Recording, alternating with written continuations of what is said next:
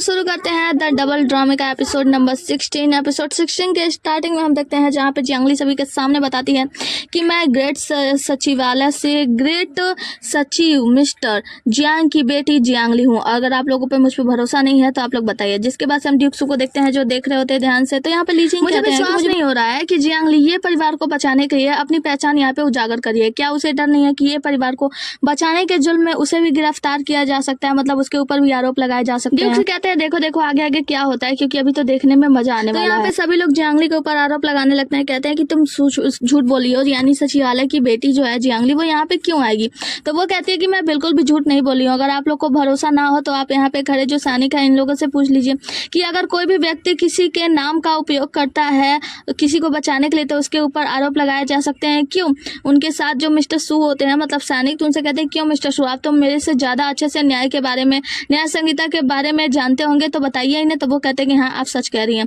जिसके बाद से लोग कहते हैं मानने को तैयार हैं कि आप जियांगली हैं, लेकिन एक बात बताओ, मुझे पता है कि ये आपके मामा मतलब ये परिवार वाले जो हैं वो आपके मामा के खानदान के हैं, तो आप उनकी बीच बचाव कर रही हैं। ये तो गलत है ना। इसका मतलब ये है कि जियांग परिवार बिल्कुल भी अच्छा नहीं है, न्याय प्रिय नहीं है, वो लोग न्याय नहीं करते। जियांगली कहती है ऐसी कोई बात नहीं है।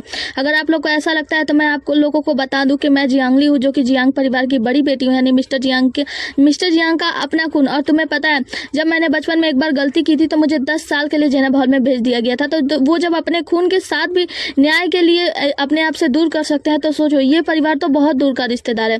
तो मैं इन लोगों का साथ क्यों दूंगी? क्योंकि ये लोग सच्चे हैं इसलिए मैं इनका साथ दे रही हूँ। इसके बाद से लोग फिर बोलते हैं और कहते हैं कि देखो हम मानने को तैयार है कि तुम जियांगली तुम इन लोगों का साथ दे रही हो, लेकिन एक बात ये बताओ, इनके कपड़े में परेशानी है तभी तो कुछ लोगों की मौत हुई है ना। और उसके बाद से इनके पिता की भी तो गिरफ्तारी होगी, इनके पिताजी गिरफ्तार कर दिए गए हैं।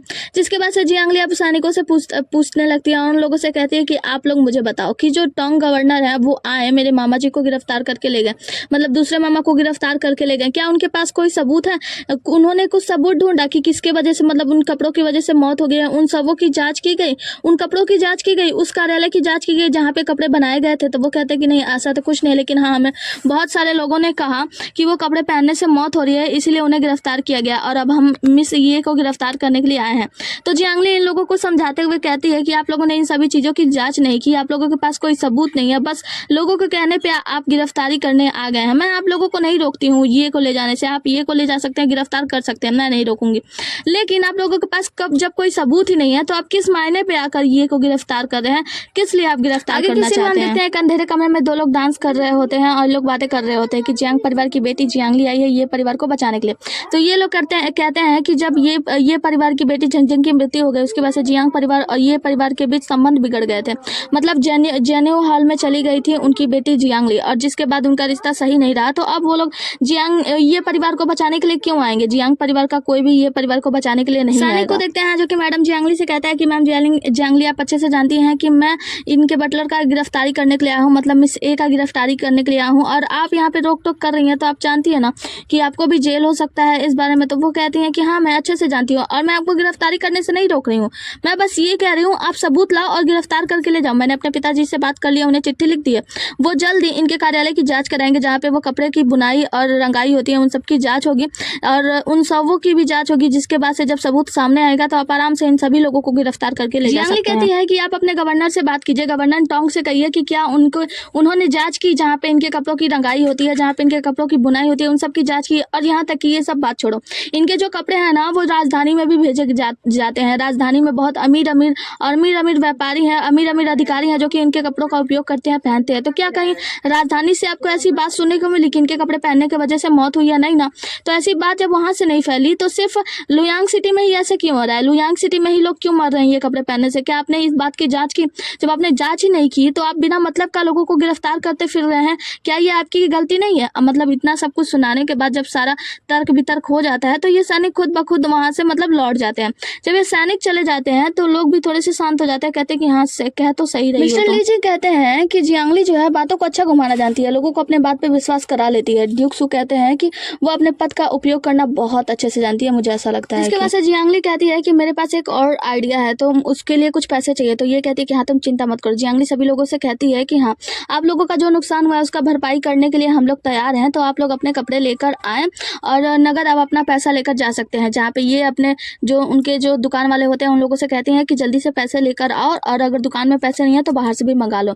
जिसके बाद सभी लोगों को कहा जाता है कि सभी लोग लाइन से आए और अपने अपने कपड़े वापस करके नकदी पैसे लेकर चले जाएं। सभी लोग अपना पैसे पा जाते हैं तो इनका ये वाला परेशानी भी खत्म होता है। जिसके बाद से ड्यूक्स को कहते हैं कि प्रदर्शनी तो बहुत ही ज्यादा अच्छा था, आपने जो चाय के पैसे दिए वो सारे वसूल हो गए। तो यहाँ पे ली जिंग कहते हैं कि वैसे सारे पैसे वसूल तो हो गए, जियांगली छोटी तो है पर हाँ समझदार है, मतलब काफी ज्यादा दिमाग का इस्तेमाल करती है। ली जिंग कहते हैं कि आपने कभी सोचा है कि जियांगली के पिता जियांग को जब ये सारी बातें पता चलेगी तो क्या होगा। ड्यूक्स कहते हैं कि अगर उन्हें ये सारी बातें पता चली होगी, वो ये सब कुछ सुन रहे होंगे ना, तो उन्हें ऐसा लग रहा होगा कि बुराई के खिलाफ उनकी बेटी लड़ रही है और ये सारी चीजें सुनकर जानकर अपनी बेटी का जय जयकार करेंगे। जिसके बाद से मिस्टर जियांग को गुस्सा आता है, अपना बेइज्जती करवाने के बाद यहाँ से जाने लगते हैं। लू जीवानजी उनका रास्ता रोकते हैं तो वो अचानक उन्हें धक्का देकर हटने की कोशिश करते हैं, मतलब जाने की कोशिश करते हैं और लू जीवानजी हट जाते हैं और वो गिरने जैसे हो जाते हैं, मतलब गिरते तो नहीं है, संभल जाते हैं और वो बहुत ही ज्यादा गुस्से में यहाँ से निकल जाते हैं।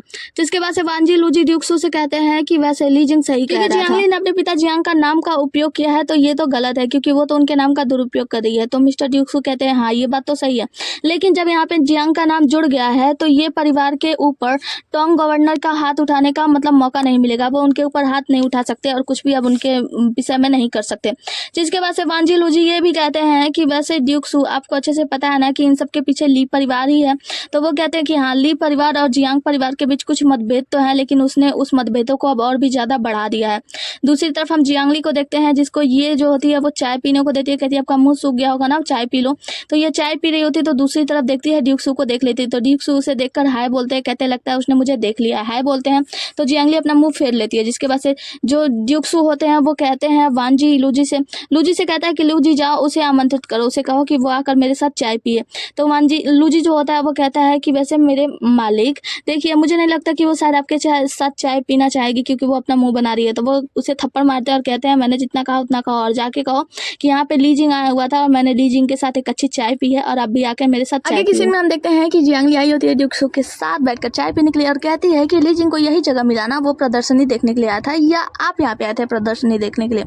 तो वो कहते हैं इसमें क्या फर्क है, ड्यूक्सू बोलते हैं। तो जियांगली कहती है कि अगर वो देख रहा था तो मैंने बहुत अच्छा मतलब प्रदर्शन किया, मुझे खुशी हुई, लेकिन अगर आप यहाँ पे बैठे बैठे देख रहे थे तो मुझे लगता है कि आपको मुझे मेरी बातें सुनकर आप कहते हैं कि बहुत ही ज़्यादा उदासीन है, अजीब थे, लेकिन तर्क मतलब अच्छे थे, तो आपको एक बार आके बोलना भी तो चाहिए, मतलब बीच बचाव भी तो करना चाहिए। तो ड्यूक्सू कहते हैं कि आप क्या कहने का मतलब है, मतलब मैं तो यहाँ पे जांच वाच करने के लिए आया हूँ ना, तो मैं क्यों आप लोगों के बातों में जाऊँ आपका साथ देने के लिए। तो जियांगली कहती है हाँ सही बात है, जांच करना अच्छी बात है, वैश्यालय में जाकर जांच करना बहुत ही सही है, मतलब वो उनके ऊपर जलस हो रही होती है ना, तो उनको बोल मारती है कि वैश्यालय में जाके जांच करना कितनी सही बात है ना। जिसके बाद से वो सुनाने के बाद जब वहाँ से जाने लगती है तो वो दोनों वानजी लूजी खड़े होते हैं, वो जाने नहीं दे रहे होते। तो यहाँ पे ड्यूक्सू बताते हैं कि तुम्हें पता है जिसकी मैं जांच करने के लिए गया था, उस दिन जिस महिला से मिली थी उसका नाम वुलान है और वो ताओ हांग का साथी है। तो जियांगली थोड़ा सा मुस्कुराती है, मतलब समझ में आ जाता है कि हाँ ये जांच करने के लिए ही आए थे। तो वो कहती है तो मुझे क्या, अगर वो वुलान है और ताओ हांग का साथी है तो उसमें मुझे क्या करना, ये परिवार से क्या लेना देना। वो कहते हैं कि हाँ ये परिवार से तो कुछ लेना देना नहीं है, लेकिन मुझे लगा कि आपको पता होना चाहिए। जिसके बाद से जियांगली कहती है कि मुझे कोई फर्क नहीं पड़ता, मुस्कुराती है और वहाँ से चली जाती है। यहाँ पे जब वो चली जाती है तो वानजी लूजी कहते हैं, मतलब ड्यूक्सू कहते हैं कि क्या उसे मेरी बातें समझ में आई होगी। तो वानजी लूजी कहते हैं कि हाँ मालिक मुझे समझ में आ गया है। लूजी कहता है कि मुझे समझ में आ गया है कि आप वुलान के ग्राहक नहीं है। तो वानजी भी मतलब यही बात कहता है कि हाँ आप ग्राहक हो भी नहीं सकते। और यहाँ पे ड्यूक्सू जो होते हैं वो समझाने की मतलब कोशिश कर रहे होते हैं कि जियांगली को जलन ना हो। आगे हम देखते हैं कि जो मिस ये होती है ना वो जियांगली का ढेर सारा तारीफ कर रही होती है कि इतना सारा भीड़ लगा हुआ था और कुछ शब्दों में जियांगली ने सारे भीड़ को संभाल लिया, सभी भीड़ धूम धमाके भागे, मतलब सब कुछ को सही कर दिया। जियांगली तो बहुत अच्छी है, सब कुछ संभाल लिया और हमारे दुकान को बचा लिया। तो यहाँ पे जियांगली कहती है कि तुम्हारा शुक्रिया, लेकिन हम एक परिवार हैं तो हमें एक दूसरे के साथ खड़ा रहना चाहिए। मामी जी कहती हैं कि जियांगली एक बात बताओ, क्या तुमने सच में अपने पिता को चिट्ठी लिखी है? जियांगली बताती है कि मामी जी मैंने पिताजी को चिट्ठी तो नहीं लिखी है क्योंकि चिट्ठी से समझाना थोड़ा सा मुश्किल होगा, उनको आमने सामने ही समझाना चाहिए, तो इसीलिए मैंने चिट्ठी ये सी जी को लिखी है। ये सी जी जाकर, वो भी सचिवालय में कार्य करता है, तब वो जाकर पिताजी से बात करेगा और वहां से कुछ सैनिकों को मतलब कुछ लोगों को जांच करने के लिए यहाँ पे लुयांग सिटी में लेके आएगा और लुयांग सिटी में आके यहाँ पे कार्यालय की जांच होगी, जहाँ पे कपड़े बनाए जाते हैं, रंगाई बुनाई होती है, उन सब चीजों की जांच होगी। जिन लोगों की मृत्यु हुई है उनके सबों की जांच होगी, जिसके बाद से सच्चाई बाहर निकल आएगी। और हाँ, जहाँ तक रहे पिता का नाम उपयोग करने का सवाल, तो मैंने पिता के नाम का उपयोग किया बस इसलिए ताकि गवर्नर टोंग डर जाए और वो आगे कुछ भी करने की हिम्मत ना कर पाए। यहाँ पे मामी जी कहती हैं कि जियांगली वैसे तुम बहुत ही ज्यादा साहसी हो। वो कहती है कि मामी जी मुझे करना पड़ा, अगर मैं ऐसा ना करती तो। मामी जी कहती हैं कि अगर तुमने पिता के नाम का उपयोग किया है तो तुम्हारे पिताजी को बुरा तो लगेगा ना, मतलब वो तुम पे दोष देंगे। जियांगली कहती है हाँ बुरा तो लगेगा, देखिए इस सालों बिता दिए उन्होंने अपना नाम बनाने में, और अगर आज उनके नाम का उपयोग मैं कर रही हूँ किसी के जिंदगी, मतलब किसी अपने परिवार को बचाने के लिए, तो उन्हें थोड़ा बुरा तो लगेगा, लेकिन जब सच्चाई सामने आ जाएगी ना तो मेरे पिता भी खुश हो जाएंगे और वो भी मेरी सराहना करेंगे। इसके बाद मामी जी कहती हैं कि मुझे नहीं लगा था कि ये लोग इतनी आसानी से मानेंगे, मतलब जिन लोगों ने तुम्हारे मामा को गिरफ्तार किया मुझे लगा कि वो लोग बहुत सारे पैसों की मांग करेंगे और हमें तो बहुत सारे पैसे लगाने पड़ेंगे, लेकिन जब मैं गई मामा जी से बात करने के लिए तो वहाँ पे पता चला सैनिकों ने मुझे आसानी से मिलने दिया, और जिसके बाद से हमें कुछ पैसे भी, उन्होंने हमसे कुछ पैसे भी नहीं मांगे। मतलब ये कहती है जियांगली की देखो वो लोग लालची तो हैं, लेकिन जब जहाँ तक कि मैंने पिता जियांग का उपयोग किया है उनके नाम का, तो ये लोग लालच को अभी अपने संभाल के रखेंगे, मतलब पैसे वैसे मांगने की हिम्मत नहीं करेंगे, और लालची है। सच्चाई सामने आने के बाद सब कुछ ठीक हो जाएगा। जिसके बाद से जियांगली और जो ये होती है, ये दोनों लोग मिलकर बात करती हैं और ये लोग बताती हैं कि देखो राजधानी में भी ऐसे ब्रोकेट वाले कपड़े बहुत सारे भेजे गए हैं जहाँ पे लोगों ने पहने, उनका उपयोग किया, लेकिन वहाँ पे कोई भी परेशानी नहीं निकली है। इसका मतलब यह है कि लुयांग सिटी में भी कुछ ऐसे लोग हैं जिनको ये परेशानी हुई है, जिनकी मृत्यु वगैरह हुई है, उनके सबों की भी जांच की जाएगी और यहाँ पे परेशानी क्या है और कपड़े बनाने में मतलब क्या दिक्कत आ रही है, ये सब चीज़ों की जाँच करने के बाद सच्चाई सामने आ ही जाएगा। जिसके बाद से मामी जी, जियांगली और ये तीनों लोग एक दूसरे का हाथ पकड़ते हैं और कहते हैं कि हम सच्चाई को सामने लाकर रहेंगे, मतलब एक ना एक दिन सच्चाई तो निकल ही जाएगी सामने। लीजिंग आकर मिलता है गवर्नर टोंग से और कहता है कि आपसे मिलकर खुशी हुई, मेरे पिता ने आपके बारे में बताया कि आप बहुत तेज तर्रार और अच्छे हैं।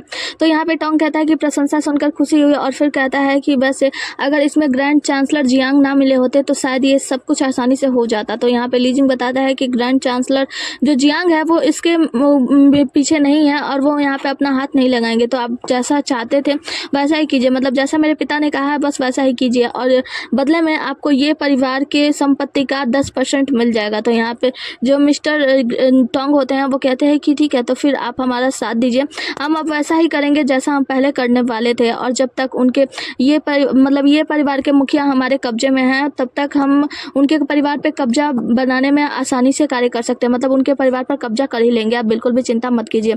लीजिंग कहता है कि मैं कल राजधानी के लिए लौट रहा हूँ तो आप अपना काम स्टार्ट कर दीजिएगा और आप चिंता मत कीजिए, मेरे पिता यानी मिस्टर ली आपके साथ हैं। तो यहाँ पे ग्रैंड चांसलर कहता है कि जी जैसे आपके आज्ञा, और दोनों लोग चाय वाय पीते हैं। हम दो लोगों को देखते हैं जो कि कार्यालय पे जांच करने के लिए आ रहे होते हैं और इनका नाम है ली यू और दूसरे का नाम है तांग फैंग।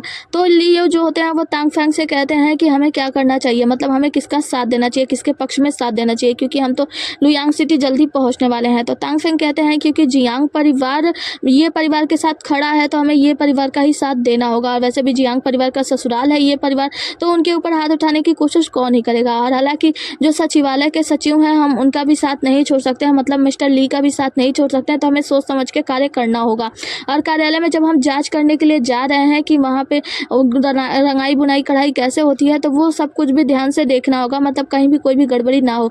वो दो परिवारों के बीच जो लड़ाइयाँ चली हैं, मतभेद चल रहे हैं, उसके वजह से हम छोटे लोगों को भी दिक्कत होती है, लेकिन हमें सब कुछ सोच समझ के और बड़े ही ध्यान से करना होगा। इसके बाद से हम गवर्नर टोंग को देखते हैं जो कि अपने सैनिक या साथी के साथ रहते हैं और कहते हैं कि कौन कौन आ चुका है, कार्यालय में कार्य मतलब शुरू हुआ या नहीं हुआ। तो वो बताता है कि हाँ जहाँ पे रंगाई बुढ़ाई हो रही थी वहाँ से भी कुछ लोग आ चुके हैं सुनवाई के लिए, और जिसके बाद जियांगली आई है और वो अपने साथ में एक लोगों को और लेकर आई है। तो यहाँ पे गवर्नर टोंग कहते हैं कि उसकी हिम्मत कैसे हुई यहाँ आने की, और आने के बाद भी वो अकेले ही आ गई और यहाँ पे कुछ परेशानियां खड़ी कर दी। चलो आज मैं निश्चित रूप से उससे सामने सामने मिलूंगा। आगे हम देखते हैं कि गवर्नर टोंग अपनी सीट पे बैठे होते हैं न्याय करने के लिए और चाय की चुस्कियां ले रहे होते हैं। तभी यहाँ पे जियांगली आती है। जियांगली को देखकर कहते हैं कि ओ जियांगली, अगर आपने पहले बताया होता कि आप यहाँ पे आने वाली हैं तो मैं आपके लिए निश्चित रूप से चाय बना देता।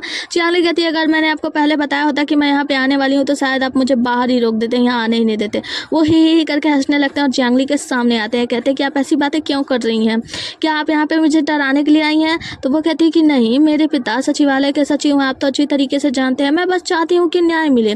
वो कहता है कि ओहो न्याय, ऐसा लगता है कि आप अपने पिता का नाम लेके मुझे डराना चाहती हैं, है ना। जियांगली कहती है आपका मतलब ये है कि आप निम्न रंग के अधिकारी हैं तो उच्च पद वाले अधिकारियों से डरते हैं, है ना, और डर कर न्याय नहीं करते।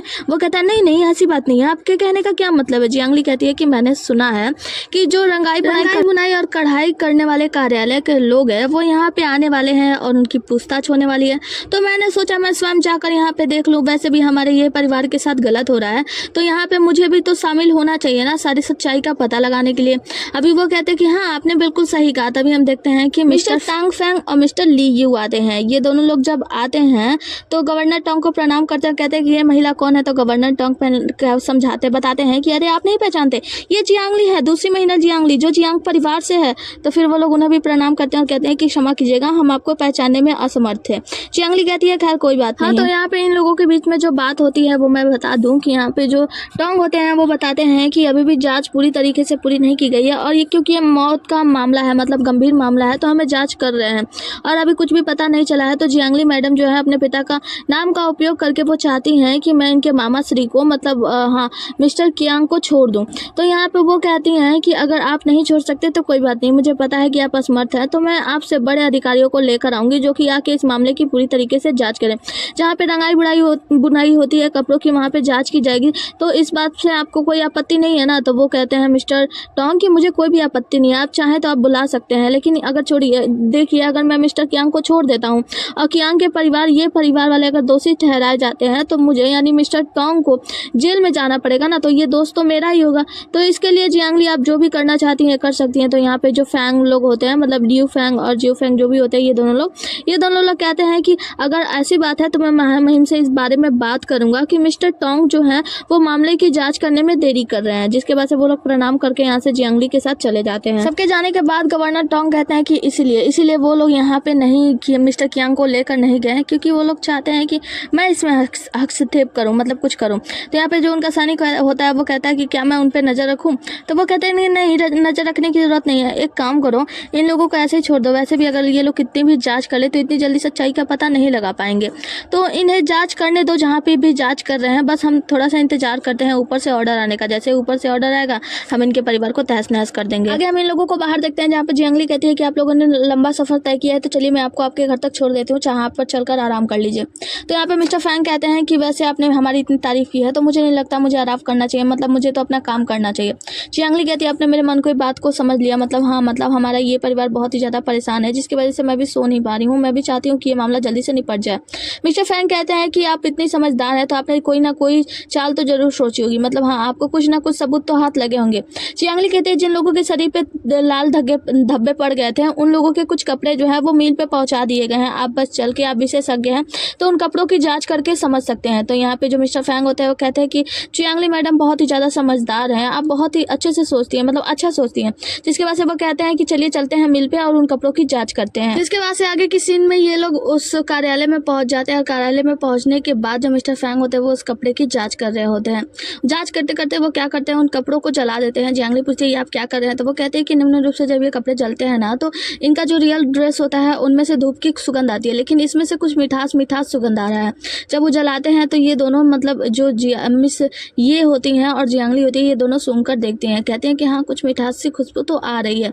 मिस ये कहती हैं कि मुझे तो चक्कर सा आ रहा है, तो ये लोग उस आग को बुझा देते हैं, मतलब उसको ढक देते हैं।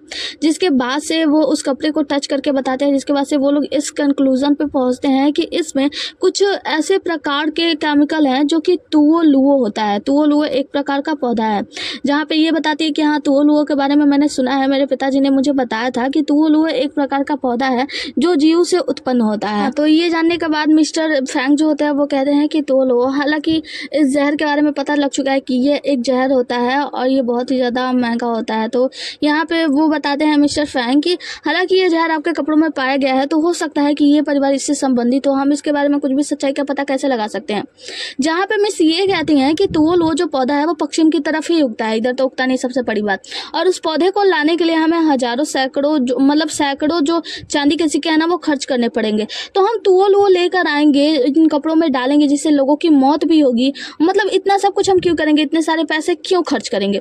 तो यहाँ पे मिस्टर फैंग कहते हैं कि अब इसके बारे में तो पता लगाना होगा। तो वो कहती है कि सबसे पहले तो ये पता लगाना होगा कि ये तुओलुओ पाए जाते हैं पश्चिम की ओर, तो वो इस तरफ आए कैसे।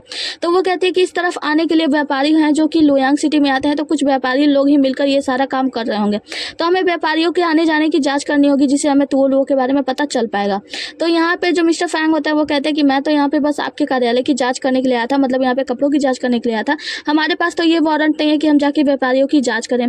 जियांगली कहती है कि देखिए अगर आप जांच करते हैं ना तो आप चिंता मत कीजिए, मैं पिता से बात करके आपको भरपूर इनाम दिलवाऊंगी, बस तुओलुओ के बारे में कुछ पता लगाना है। इसके बाद हम इन दोनों लोगों को देखते हैं जो कि यहाँ से निकल गए होते हैं। मिस्टर फैंग और लिऊ जो दोनों लोग आपस में बातें करते कहते हैं कि अब हमें क्या करना चाहिए। मिस्टर फैंग कहते हैं कि सबसे बड़ा चीज पता है क्या है, लालच करना। तो जियांगली अपने पिता से इनाम दिलवाने का लालच दिला रही है और हम लोग इस मामले की जांच करेंगे तो हम लोग ही साथ फंस जाएंगे। फर्क नहीं पड़ता कि उसकी जांच कौन कर रहा है, कोई भी करेगा तो वो ऐसे ही लालच देगी। तो हमें लालच में नहीं पड़ना है, हमें बस क्या करना है, जियांगली से ये कहना है कि हम लोग मेहनत तो पूरी कर रहे हैं, मतलब हम लोग अपना सर्वस्व दे रहे हैं, मतलब 100% दे रहे हैं, लेकिन हमें कोई भी मामला सामने नहीं ला पाए हैं, ना तो वो लोगों के बारे में ना किसी के बारे में। बस अब हमें शांत रहना है। हम जियांगली और ये को देखते हैं, ये लोग आपस में बातें करते हैं और हमें समझ में आता है कि इन लोगों को पता है कि जो रंगाई बुराई कढ़ाई करने वाले वो लोग जांच करने के लिए आए थे, मिस्टर फैंग और लियो, वो दोनों जांच करने वाले नहीं है।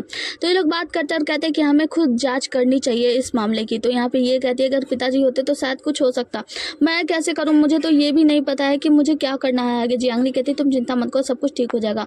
तो मिस ये जो होती हैं वो कहती हैं एक बात बताओ, अगर हम काम करने में असफल हुए, मतलब जांच करने में असफल हुए, तो क्या मेरे पिता पूरी जिंदगी जेल में रहेंगे? तो जियांगली कहती है ऐसा कुछ नहीं होगा, मुझे पता है कि किसके साथ मिलकर हमें जांच करनी है। हम देखते हैं कि जियांगली और टोंग एक जगह जा रहे होते हैं मिलने के लिए। तो टोंग कहती है कि मैं आपके साथ 2 लोगों को लेकर आऊँ, आपको डर नहीं लगता? जियांगली कहती है डरने की कोई बात नहीं, तो मेरे साथ चलो।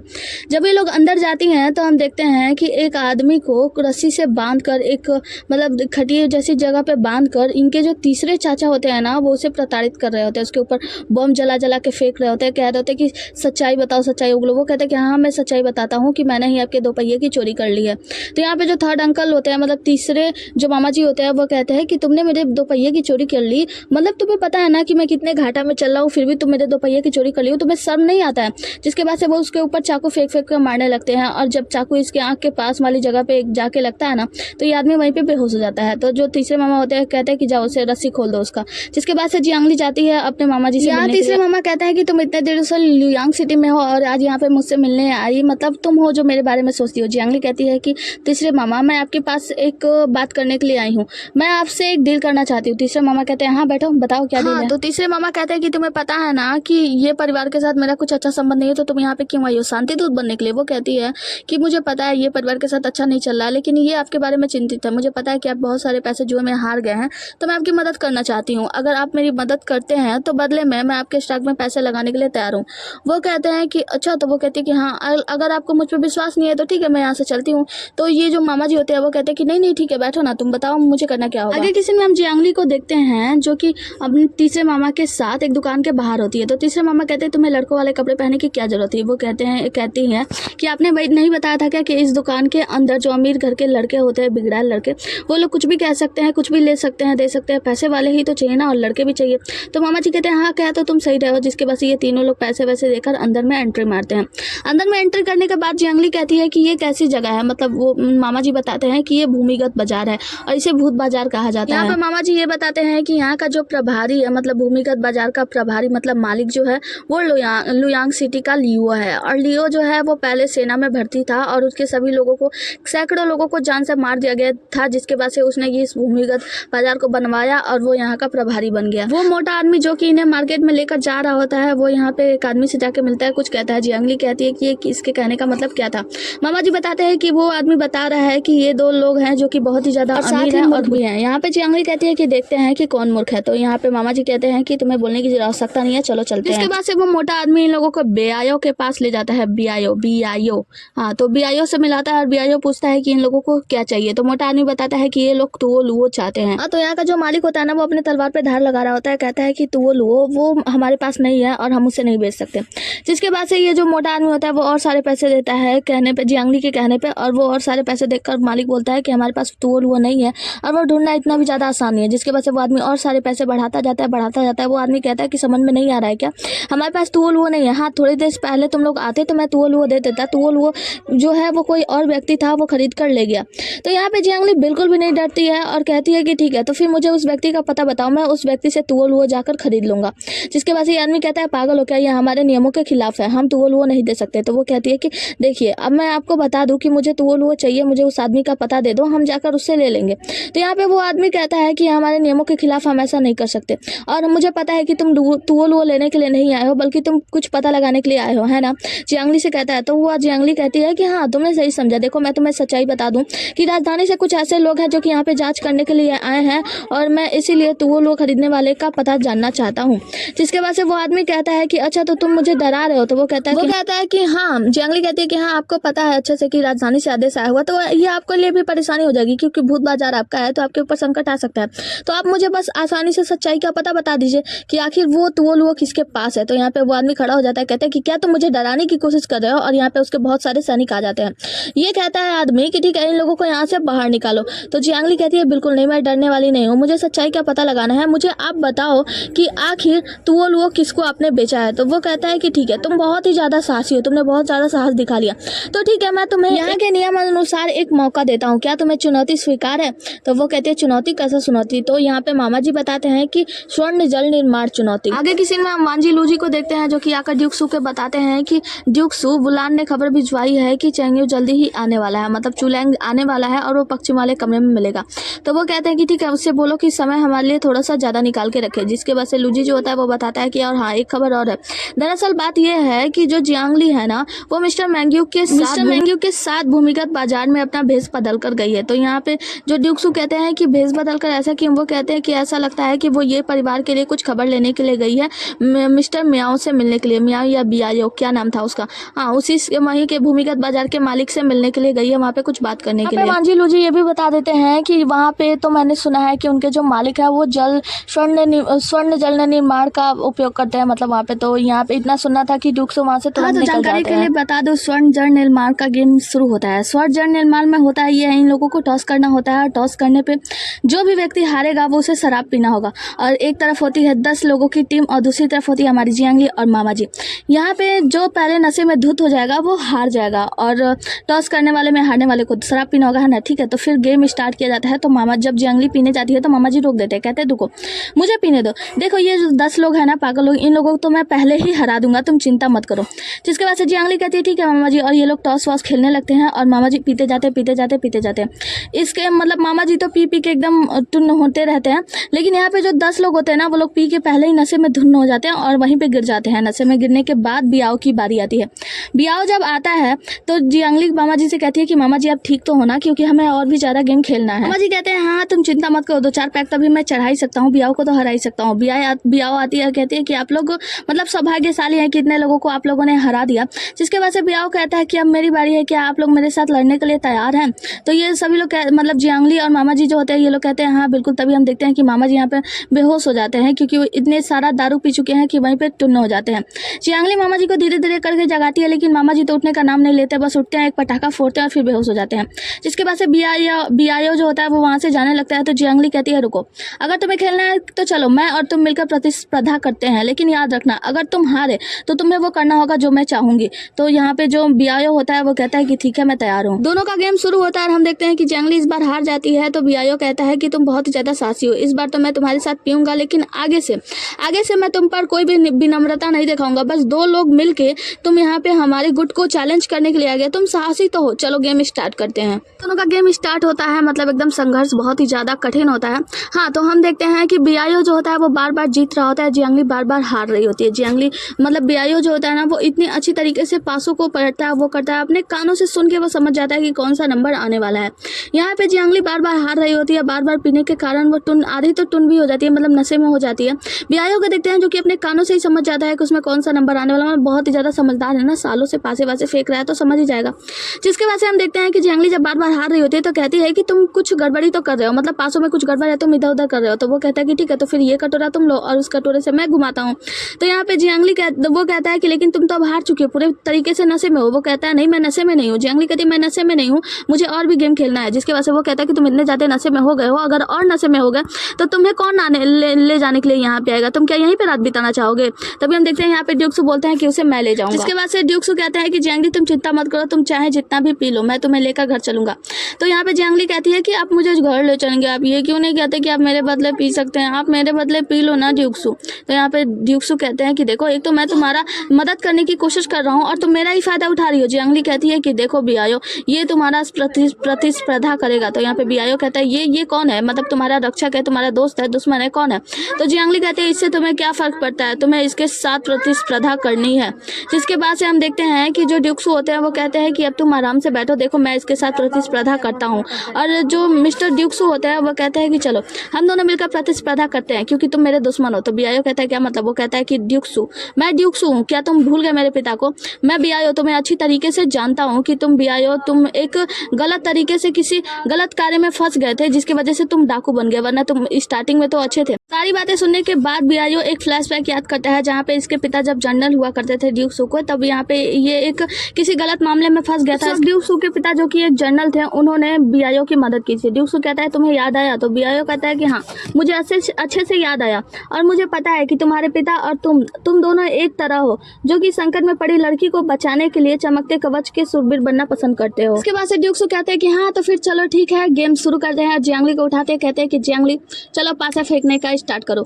जियांगली यहाँ पे पासे वासे घुमाती है और फेंकती है, जिसके वजह से हम देखते हैं कि जियांगली तो हार जाती है।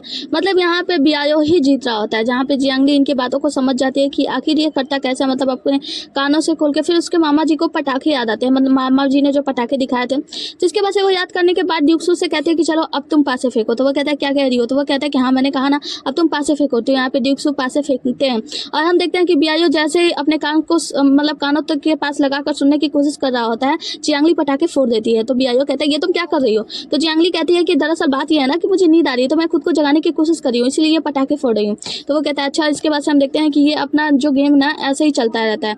मतलब ये लोग गेम खेलते हैं और जब भी वो कानों के पास लगाने की कोशिश करता है, मतलब सुनने की कोशिश करता है, जियांगली बार बार पटाखे फोड़ रही होती है। पटाखे फोड़ने की वजह से, पटाखे की आवाज़ की वजह से उसे पासे की आवाज़ समझ में नहीं आती और वो ऐसे करके हारने लगता है। अब हारते हुए बीआईओ बहुत ही ज़्यादा नशे में हो जाता है और नशे में होने के कारण कहता है कि चलो ठीक है मैं हार मानता हूँ। जियांगली कहती है क्या कहा है एक बार फिर कहना? बीआईओ कहता है कि तुम इतने सारे पटाखे फोड़ रहे हो ना कि इसकी वजह से सबका कान ही सुन हो गया है। मैंने कहा ना मैं हार मानता हूँ। तो जियांगली कहती है ठीक है, तो फिर अब मुझे बताओ कि वो फूल का खरीदार कौन है? कुछ कहते हैं कि रुको, इससे पहले कि तुम कुछ पूछो मैं बीआईओ से अकेले में बात करना चाहता हूँ। जिसके वजह से वो अकेले में बात करना चाहता है। तो बीआईओ कहते हैं कि तुम यहाँ पे मुझे ढूंढने के लिए आए थे या उस लड़के को बचाने के लिए? तो ड्यूक कहते हैं दोनों। ड्यूक कहते हैं कि मुझे तुम्हारी मदद चाहिए, मुझे कोई काम करना है जिसमें मैं तुम्हारी मदद चाहता हूँ। तो बीआईओ कहता है कि मुझे तुम्हारी मदद क्यों करनी चाहिए? वो कहता है कि मुझे अच्छे से पता है कि तुम निर्दोष हो, मेरे पिता ने तुम्हारी मदद की थी, तो मैं चाहता हूँ कि तुम मेरी मदद करो। मुझे पता है कि तुमने ली जुंगनान को नाराज कर दिया, जिसके बाद से गलत मामलों में उसने तुम्हें फंसा दिया, तुम्हें जेल भी जाना पड़ा और राजधानी से तुम्हें निर्वासित कर दिया गया। मैं जानता हूँ कि तुम सही हो, स्पष्टवादी हो और हमेशा न्याय प्रिय रहते हो, इसीलिए मैं चाहता हूँ कि तुम मेरी मदद करो। इस बार मैं ली जुंगनान के खिलाफ जाने वाला हूँ। इसी के साथ ये एपिसोड यहीं पे खत्म होता है। मिलते हैं अगले एपिसोड में, तब तक के लिए बने रहिए हमारे साथ। Tata bye bye, take care.